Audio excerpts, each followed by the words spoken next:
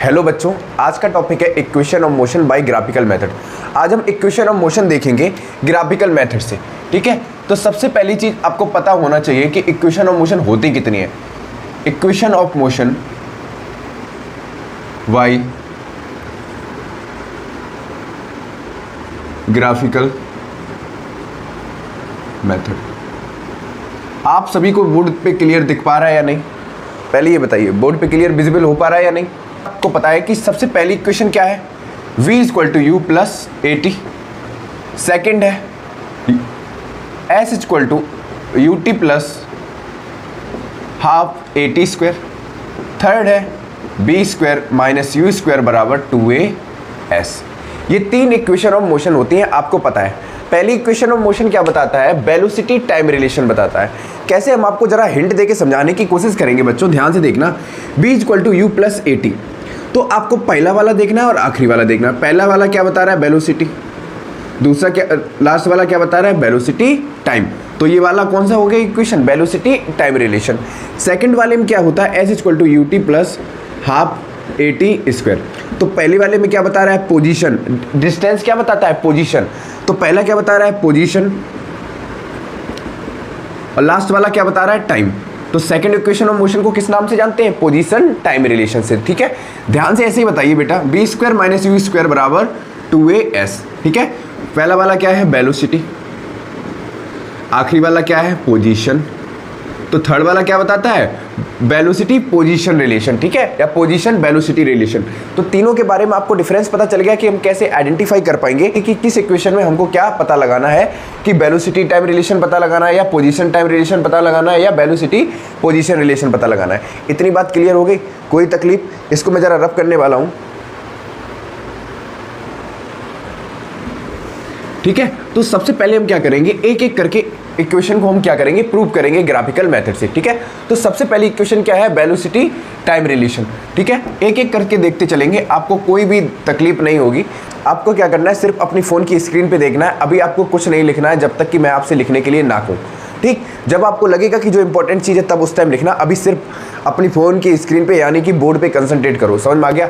आपको ये पूरी वीडियो देखने के बाद आपको कंप्लीट इक्वेशन ऑफ मोशन तीनों आएंगी ग्राफिकल मेथड से, ये मैं प्रॉमिस करता हूँ।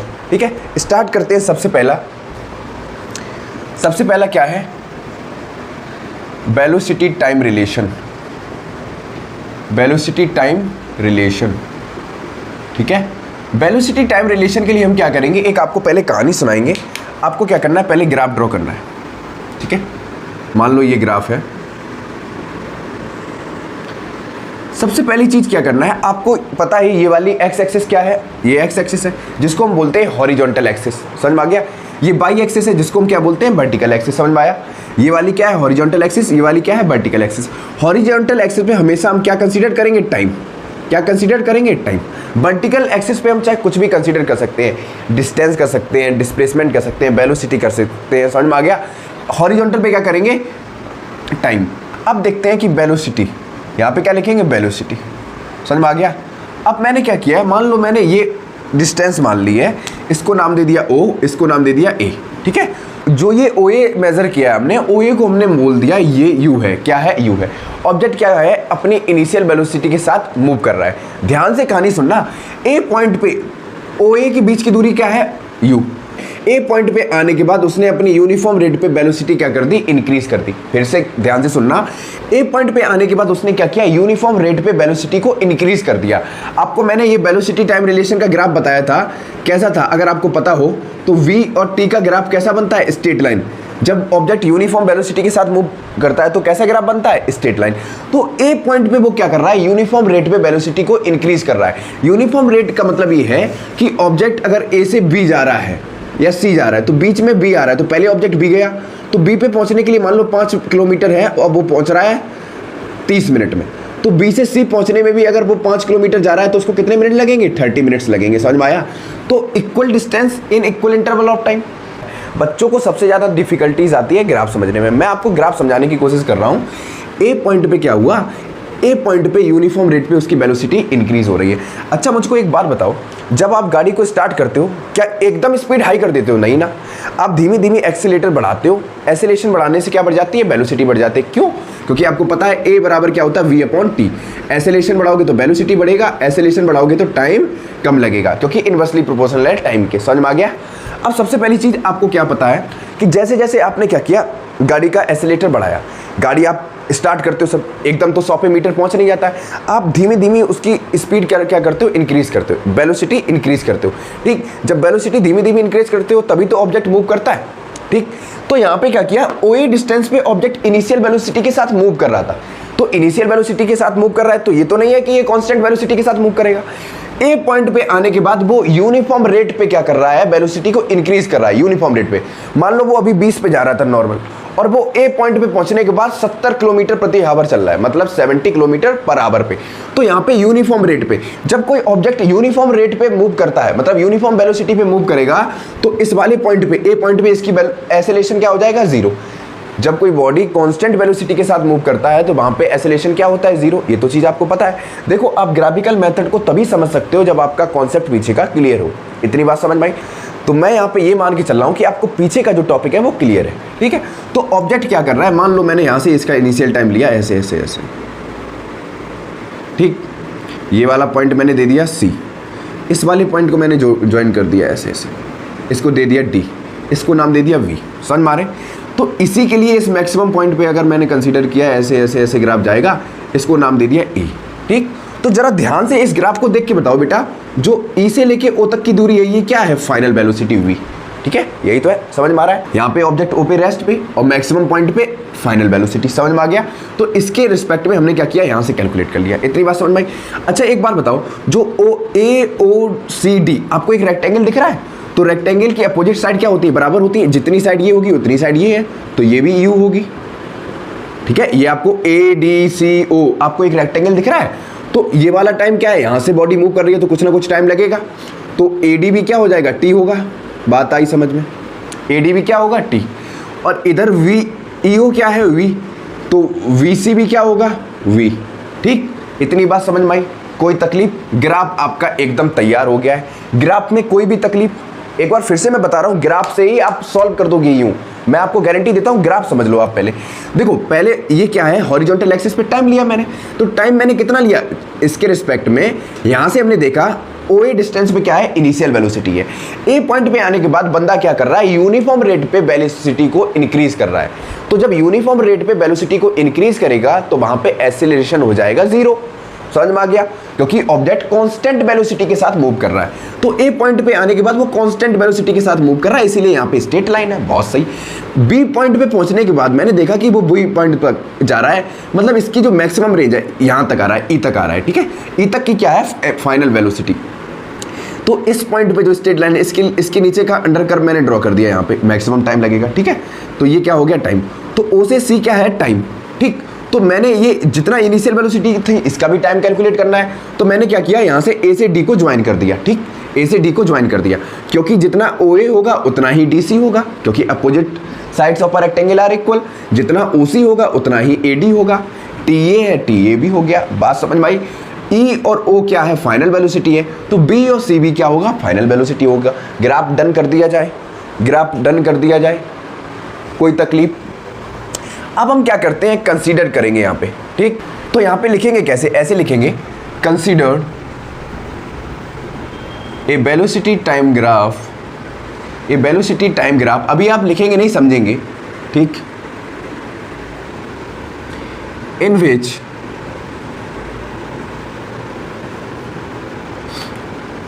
OA represent the initial velocity। ठीक है, ब्रैकेट में लिख लो, OA बराबर क्या हो जाएगा, U। ठीक है, कोई तकलीफ। And OE with the final velocity, जिससे OE बराबर लिख दो V। समझ में आ गया, कोई तकलीफ। And OC represent the time taken. ठीक, तो OC बराबर क्या हो जाएगा, T। इतनी बात समझ में आ गई। अब क्या कर रहे हैं, एट पॉइंट ए लिखेंगे यहाँ पे। अब इंपॉर्टेंट चीज, at point A the velocity of an object, velocity लिख लो बस इतना, at point A the velocity is increase, velocity is increases at uniform rate, bracket में लिख लो, देयरफॉर ए बराबर 0। ठीक है, एक्सेलरेशन क्या हो जाएगा, 0 हो जाएगा। ठीक, नाउ VC बराबर BD प्लस DC लिख सकते हैं। VC बराबर BD प्लस DC, मतलब VC बराबर क्या होगा, BD प्लस DC। दिख रहा है, BC बराबर क्या होगा, BD प्लस DC। ठीक, BD हमको पता नहीं है, DC कितना है U, और VC कितना है V, तो BD मिल जाएगा हमको। बड़े में से DC घटा दो, BD मिल जाएगा, बात कंफर्म। तो हमको क्या करना है, BD निकालना है। BD के लिए क्या करेंगे हम, BC माइनस DC कर देंगे। बेटा BD क्या है हमारा, बेटा VC कितना है हमारा, VC है हमारा V, और DC कितना है U। तो BD हमको कितना मिल गया, V माइनस U। इतनी बात समझ में आ गई। देयरफॉर यहाँ पे लिखोगे एज बी नो, हमको पता है, मुझे पता है, आपको पता हो या ना पता हो, एक्सेलरेशन बराबर क्या होता है, एक्सेलरेशन बराबर होता है चेंज इन वेलोसिटी। बहुत सही, आ रहा है सबको समझ में, आंखें बोर्ड पे ही गड़ाए रहो, अपॉन टाइम टेकन, आपको समझाने की गारंटी मेरी। तो ए बराबर चेंज इन वेलोसिटी कितना है, चेंज इन वेलोसिटी कितना है, VD कितना है, VD। टाइम टेकन के लिए कितना है, टाइम टेकन देखो, इसके लिए टाइम क्या हो जाएगा, AD, इसके लिए टाइम टेकन क्या हो जाएगा, AD, इसके लिए टाइम टेकन कितना हो जाएगा, AD। सही है ना, क्योंकि अब तुम कहोगे सर AD मैंने कैसे ले लिया, क्योंकि एक्सेलरेशन ए पॉइंट पे कांस्टेंट रेट पे क्या हो रहा है, क्योंकि ए पॉइंट पे जो वेलोसिटी है कांस्टेंट रेट पे क्या हो रही है, इंक्रीज हो रही है। तो इसके लिए जो वेलोसिटी इंक्रीज हो रही है, यही तो होगा ये एरिया ऑफ ट्रायंगल वाला, ये वाला ग्राफ ध्यान से देखो, दिख पा रहा है या नहीं, ABD पे ही तो चेंज होगी एक्सेलरेशन, सीधी सा बात। तो ए बराबर चेंज इन वेलोसिटी कितना होगा, VD अपॉन AD। समझ में आ रहा है, VD अपॉन AD, तो मैंने लिख दिया BD अपॉन AD। समझ में आ गया, कोई तकलीफ। अब एक चीज बताओ बेटा, हमने आपको बताया है VD अपॉन, इसको OC लिख दें, ठीक, क्योंकि AD बराबर OC, क्योंकि opposite sides of a rectangle are equal. ठीक, इसके बाद हम क्या करेंगे, इधर करने की कोशिश करेंगे ऊपर। अब बेटा एक ही जगह मैंने क्या कर दिया, एक ही जगह मैंने लिख दिया A, BD की जगह लिख दिया B माइनस U, और OC कितना है बच्चों, T। तो क्या निकल के आ गया, AT बराबर B माइनस U, AT बराबर B माइनस U। V को मैंने इधर ही रखा, U को इधर भेज दिया, तो U प्लस AT। आपकी पहली इक्वेशन ऑफ मोशन क्या हो गई, प्रूफ हो गई। देख लीजिए, कोई भी तकलीफ, जरा बोर्ड पे ध्यान से देखने की कोशिश करो, कोई भी तकलीफ, यहाँ तक कोई भी तकलीफ। अच्छा, आपको ये पता होना चाहिए कि एक्सेलरेशन क्या होता है, change in velocity upon time taken. तो ए जो है वो कहाँ से चेंज हो रहा है भैया, ए बराबर क्या होगा, VD, आपको पता है, क्योंकि एक्सेलरेशन यहाँ से चेंज हो रहा है। ठीक, ए क्या हो रहा है, कांस्टेंट रेट पे वेलोसिटी ए पॉइंट से मूव कर रही है, समझ में आया। तो ए पॉइंट के लिए क्या हो जाएगा, change in velocity VD upon AD। समझ में आ गया, OC बराबर AD है, क्योंकि opposite sides of rectangle are equal, ये वाली साइड इस वाली साइड के बराबर होगी, तो इसीलिए मैंने A बराबर VD अपॉन AD लिख दिया, और BD अपॉन OC लिख दिया, क्योंकि AD बराबर किसके है, OC के। तो OC कितना है, टाइम T, तो BD कितना है, V माइनस U, और T मैंने चेंज करके कर दिया, T को इधर भेज दिया, तो AT बराबर B minus U, B equal to U plus AT। Proof हो गई फर्स्ट इक्वेशन ऑफ मोशन। जल्दी से इसको नोटेड डाउन कर लो या स्क्रीनशॉट ले लो, इसके बाद हम देखेंगे सेकंड इक्वेशन ऑफ मोशन। उम्मीद है कि आपको फर्स्ट इक्वेशन ऑफ मोशन बिल्कुल समझ में आ गई होगी। इसके बाद हम देखेंगे सेकंड इक्वेशन ऑफ मोशन। मैं इसको जरा रब करने वाला हूं, सेम ग्राफ रहेगा, ग्राफ में कोई चेंज नहीं होगा।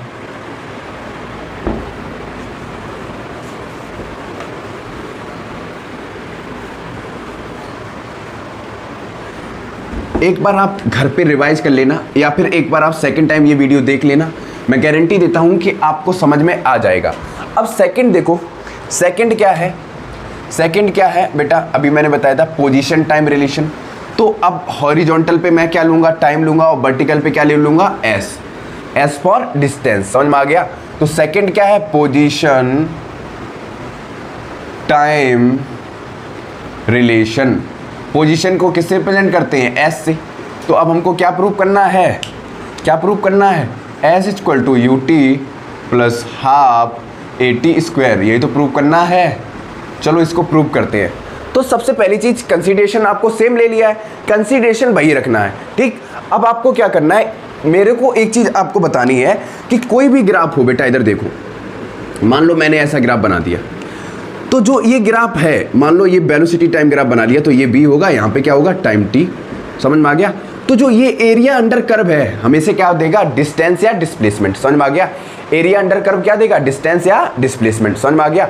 वेलोसिटी टाइम ग्राफ क्या बताता है, एक्सेलरेशन, क्योंकि एक्सेलरेशन का फॉर्मूला क्या होता है, velocity upon time. Distance time graph क्या बताता है, स्पीड, क्योंकि स्पीड का फॉर्मूला क्या होता है, डिस्टेंस अपॉन टाइम। मैं ये मान के चल रहा हूँ कि ये सारी चीजें आपने पहले ही पढ़ रखी हैं। अगर आपको ये चीजें नहीं आती हैं, कमेंट बॉक्स खोला है, टाइप कर सकते हो जो टॉपिक नहीं आता है, अच्छा लगेगा मैं बता दूंगा, आपको समझा दूंगा, ठीक है। कमेंट करना जरूरी है, अपनी बात रखना जरूरी है। इतनी बात समझ में आई। तो सबसे पहले दिमाग में क्या याद रखना है कि जो एरिया अंडर कर्व है वो क्या बताएगा, डिस्टेंस या डिस्प्लेसमेंट यहाँ पे, ठीक है। तो अब हमको क्या निकालना है, distance covered by the body, क्या निकालना है। चलो हम करने की कोशिश करते हैं। बोर्ड पे देखो, सब कुछ समझ में आ जाएगा। हमको क्या निकालना है, डिस्टेंस कवर्ड। तो डिस्टेंस कवर्ड करने के लिए हमको क्या निकालना है, सबसे पहली चीज देखो, इसमें डिस्टेंस कवर्ड के लिए इसमें कितनी चीजें दे रखी हैं। एरिया अंडर कर्व ये पूरा ही तो आएगा। पहला एक रेक्टेंगल दे रखा है, दूसरा एक ट्रायंगल दे रखा है। समझ में आ गया। तो हम लिख सकते हैं इसमें किसके बराबर होगा, एरिया ऑफ रेक्टेंगल, रेक्टेंगल है कौन सा बेटा, A O C D, plus area of triangle. समझ लेना, पहले समझना जरूरी है, कौन सा है, ए वी डी। तो बच्चों डिस्टेंस कवर्ड को हम एस से रिप्रेजेंट कर सकते हैं, ठीक। डिस्टेंस कवर्ड को किससे रिप्रेजेंट कर सकते हैं, एस से। और एरिया ऑफ रेक्टेंगल क्या होता है, L into V, plus area of triangle क्या होता है, half into base into height. बहुत सही। अब बच्चा बताओ, एल की जगह क्या है, लेंथ यही तो है, ओ सी, इंटू ब्रेथ क्या है, ओ ए, प्लस हाफ, बेस कितना है एरिया ऑफ ट्रायंगल के लिए, ए डी। ध्यान से देखना, बेस कितना है एरिया ऑफ ट्रायंगल के लिए, ए डी, और हाइट कितना है, वी डी। बहुत सही। अब बेटा आपको पता है ओ सी कितना है, टी, ओ ए कितना है, you, plus half, A D कितना है, आप तो कहोगे सर बहुत बढ़िया, टी। और बी डी कितना है बच्चों, अभी हम बी डी निकालेंगे। बी डी कैसे निकालेंगे, अभी आपको हमने फॉर्मूला बताया था एक्सेलरेशन का, ए बराबर क्या होता था, B D upon A D, यही तो था।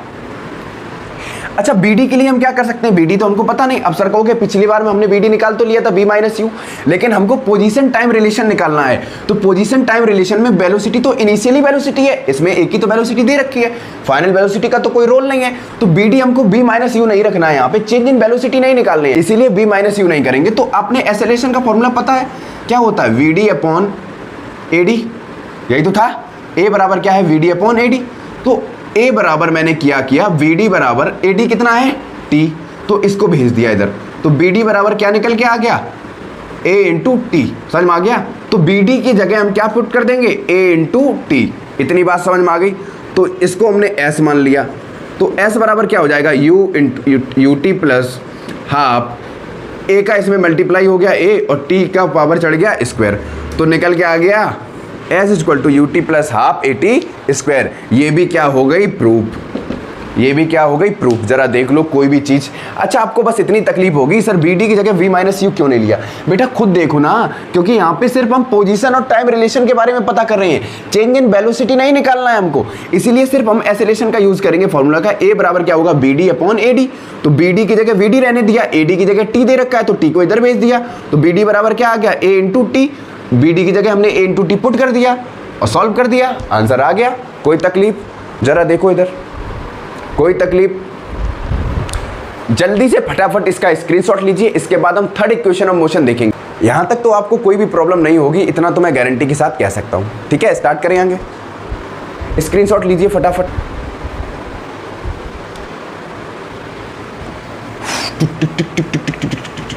बहुत सही, आपको कोई भी तकलीफ नहीं हुई यहाँ तक, इसके लिए बहुत आभार आपको, आपने बहुत अच्छे से समझा, इसके लिए भी आभार व्यक्त करता हूँ। अब एक थर्ड वाला और देख ले रहे हैं। थर्ड वाला कौन सा है? Position velocity relation. भैया थर्ड वाला और देख लो, पोजीशन वेलोसिटी रिलेशन। अब पोजीशन वेलोसिटी रिलेशन आप जानते हो किसके बारे में बता रहा? v square minus U square बराबर 2as। सर ये कैसे सॉल्व होगा? अभी समझाते हैं। हमने अभी आपको क्या बताया? एरिया अंडर कर्व क्या बताता है? डिस्टेंस। तो सबसे पहले भाई साहब इसकी डिस्टेंस पता करो। तो डिस्टेंस ट्रेवल्ड के लिए हम क्या कर सकते हैं? सेम फिर चीज, डिस्टेंस ट्रेवल्ड बराबर मैंने लिख दिया, ये पूरा एक आपको ट्रेपेजियम दिख रहा है, देखो AVCO, ये ऐसा एक ट्रेपेजियम दिख रहा है आपको, देखो AVCO ट्रेपेजियम दिख रहा है, बहुत सही। तो क्या लिख दे? एरिया ऑफ ट्रेपेजियम, बहुत सही। सर आप तो बड़ी अच्छे से समझा दे रहे हो। एरिया ऑफ ट्रेपेजियम है कितना? ABCO, इसीलिए तो हम टीचर हैं। और एरिया ऑफ ट्रेपेजियम का फॉर्मूला क्या होता है? सर एरिया ऑफ ट्रेपेजियम का फॉर्मूला होता है 1/2 into sum of parallel side. Sir आपको सारे फॉर्मूले याद हैं? बिल्कुल बेटा, अभी मैंने रटे थे। Sum of parallel side into height या परपेंडिकुलर डिस्टेंस। समझ में आ गया? अब डिस्टेंस ट्रेवल्ड को हमने रिप्रेजेंट कर दिया एस से, 1/2 की जगह 1/2 रख दिया।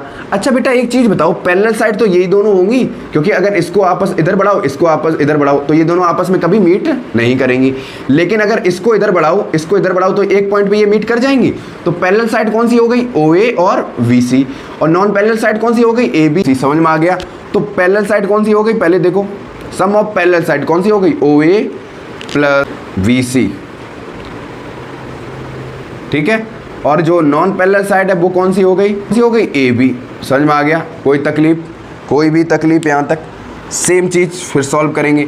1/2 मैंने रख दिया इनटू बेटा OA कितना है? देखो OA कितना है? U प्लस, और पूरा BC कितना है? आपको पता है VC कितना है? V, ठीक, इनटू AB कितना है? अच्छा यहाँ पे देखो, जितना AB है उतना ही OC है, क्योंकि ये दोनों नॉन पैरेलल साइड है। तो AB की जगह हम OC लिख दें, OC, बहुत सही। तो अब OC कितना है? T, ठीक। तो फ्रॉम फर्स्ट इक्वेशन आपको क्या पता है? आपने बताया था from equation first, from equation first क्या होता है? V equal to U plus AT।